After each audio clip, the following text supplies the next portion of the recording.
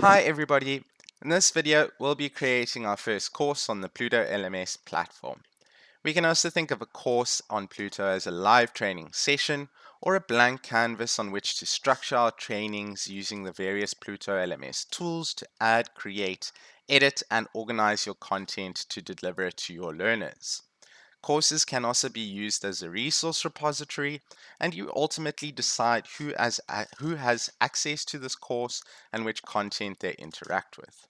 Please feel free to open up a new tab and follow my steps and create your first course. The first step is to click on the Create Course button found on your home page on the left-hand navigation panel. When you click on Create a Course, there are a few required fields such as the course full name and the course short name. I'm going to call it Learning and Development.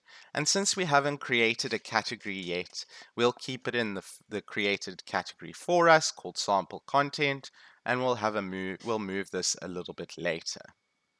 What I can also notice is there are a few other settings, such as having a course summary or having a different course card, but I'll come back and edit these at a later stage and hit Save and Display now.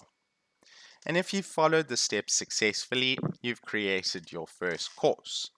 Now, what we notice as we arrive in a course is that we can see 4 modules over here. And these modules we can edit and rename to form sections, chapters, weeks, or any form of segmentation or flow for your training. We can also delete these modules if we'd like to, but we can also go and add as many as we'd like to form the structure of our course. We also notice that when we first create a course, we are in editing mode, and this allows us to go ahead and add, create, and edit the content via the variety of tools that Pluto LMS has. If we were to switch off editing mode, we get a different view which is very similar to what the learner experiences. If I had to click on Module 1 and if I had content within this course, I'd be able to navigate back and forth either between the modules or from activity to activity, which creates the flow for the learner within your course. Bumping back out to the course page and going back into editing mode, I'll also notice that we can add course content, and they'll bring up the content activity picker.